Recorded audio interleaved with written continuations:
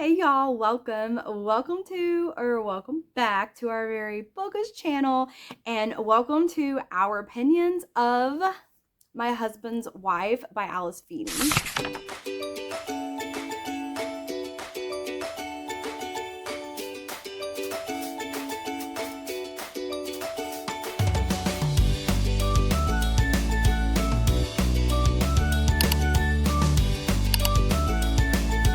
Hi guys, and welcome to my ARC review of My Husband's Wife by Alice Feeney.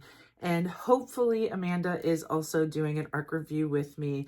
I did surprise her and send her my physical ARC just so that she can read it too, because I know she wanted to read it as well. And thank you to Flatiron Books for sending me the physical ARC so that I could not only read it, but also send it to Amanda so she has a chance to read it. I said I am a huge Alice Feeney fan. I loved Daisy Darker, I think, the most.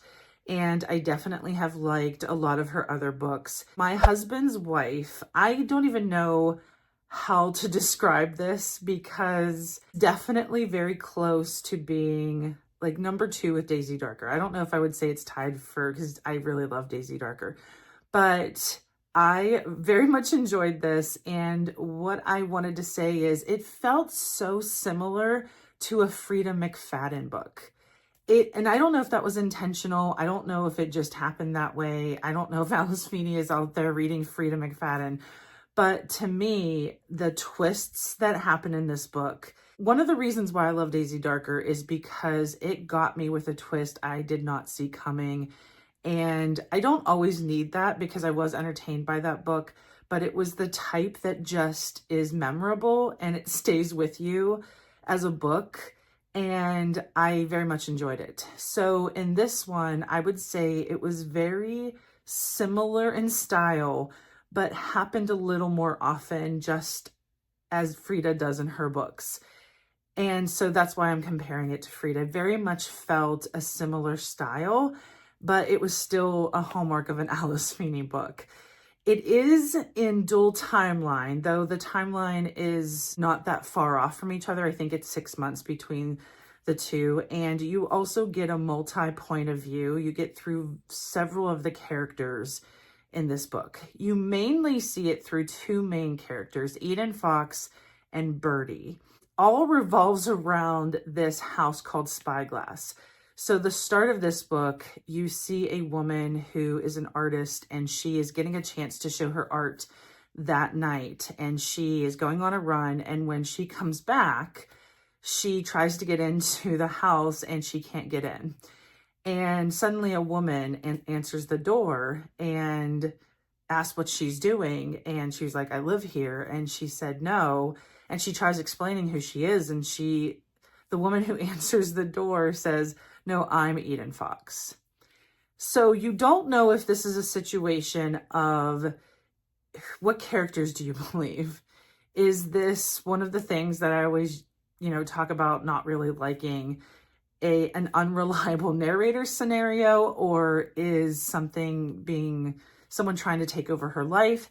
And when she asks for her husband comes to the door, and that's where you don't know what's really going on because he acts like he doesn't know her. And he says, no, this woman who answered the door, she's my wife. That's how it starts. And you don't know what's going on. And then you end up getting this other character, Birdie, 6 months before, who seemingly has nothing to do with the characters that you just met. I often like this scenario because eventually you're going to get more information and that there's a connection somewhere. And sometimes the timing is so important for that because sometimes if it goes too long, you lose the reader and you don't know, it could end up just feeling like it's getting drawn out and what's going on. And sometimes people get bored. You don't want to do it too soon because sometimes that just feels like the twists are too quick and you can't keep up. But I feel like the timing in this book was so good. I felt like it very much contributed to why I liked it so much. And so you do end up finding out all the answers and you get so much information. Obviously, spoiler-free review. I'm not going to give anything away. I very much enjoyed this book. It was 4 out of 5 stars for me, which was the same as Daisy Darker. And I think sometimes I struggle with not giving it a full 5, even though I was so wholly entertained. And it's more because sometimes, just like Frida, because I tend to give Frida 4 stars, it just seems so unbelievable. Even though I say all the time, you see news articles and things going on in the world, and some of these scenarios that seem so far-reaching often are things that have happened in real life because people are just crazy. And so I don't know why I always end up feeling like I can't give 5 stars because it just seems too crazy. That seems ridiculous, but for some reason that's what I end up doing when I'm rating. It just seems so out there, so crazy. But it is very much entertaining. At least I am entertained by that. If you are a thriller lover, if you love Frida McFadden, if you've read other Alice Feeney, you for sure will love this book. I believe anyway that you would love this book. I highly suggest it, especially for those thriller lovers. It does come out January 20th, 2026, and I would definitely put it on your January TBR. All right, y'all, let's get into it. Let's yap about this book a little bit. So you just heard Jen's opinion, and although I do not know exactly what Jen thinks of the book or what she rated it or what her opinion is, because we try to not talk about it if we're both doing ARC reviews, because we don't want to be repeating the same stuff, or we don't want the other person to feel a certain way because of what the other person felt. So we do keep them separate. But just based on the thrillers that I know that Jen likes, I do think that she did like this one. But we'll see. Maybe I'm wrong. You guys just watched her review, so you know, but I think she said she liked it. I don't even know what to say about this book, except it's just the exact type of thriller that I like. It's a domestic thriller.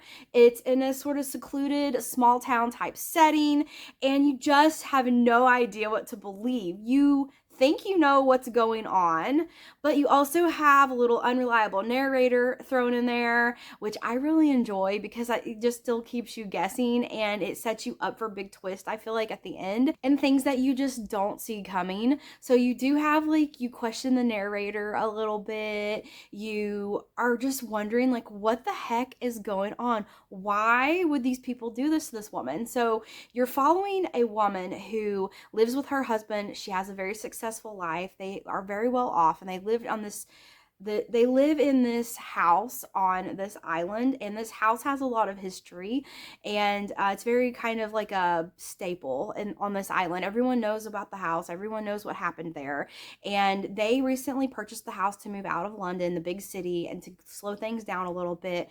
And she goes for a run, and when she gets back from her run, she's planning on getting ready because she has an art exhibit coming up in town where she's going to showcase some of the art she's been working on. But when she gets back to the house, the door is locked and her key doesn't work. And a woman answers the door that looks very similar to her, just maybe a little younger. And she says that she's her, and this is her house, and that's her husband. So she's sort of just kind of jumped into the role this woman is playing, like taking over her life. And it's just insane. I just loved this book so much. Jen sent this to me as a surprise because she got this ARC and sent it to me. She thought I would like it after she read it, and I'm so happy she did because I love Alice Feeney. All the books I've read of hers, I can think of 3 that I've read. I read His and Hers a really, really long time ago, and I know I've seen it a lot more lately because they're turning it into a movie or a TV series or something, but I did read His and Hers, and I remember liking it but not being like completely wowed about it. But Beautiful Ugly was such a good book, and we did get ARCs for that. And now we have My Husband's Wife, which is also such a good thriller. I can't even explain to you how much I like this book. There's a lot more to it than what I just told you, but I definitely don't want to spoil anything for you guys. There's another story arc in here about a young woman who does live in the city, and in the very beginning of the book, I'll just tell you this because it's not a spoiler, but in the very beginning of the book, she's diagnosed with cancer and she thinks she doesn't have very long to live. And it's just so interesting to see how their stories overlap and entwine, because in the beginning you think, you know, like always, how are these people's paths going to cross? I'm just going to leave it at that. If you like thrillers, if you like domestic thrillers, I highly recommend you go pick up this book. I'm going to give this book 4 stars, I think, maybe 4.5. I liked it so much. So I'm thinking of 4 because, I mean, for a thriller to get 5 stars, for me, it's got to be just crazy, out of this world perfect. And so I feel good leaving this with 4 stars. It was so good. I recommend it. Maybe 4.5. I don't know, y'all. I think you need to read it and tell me what you think. Is it 4 or 4.5 stars? Thanks for watching my review of My Husband's Wife by Alice Feeney, and until next time.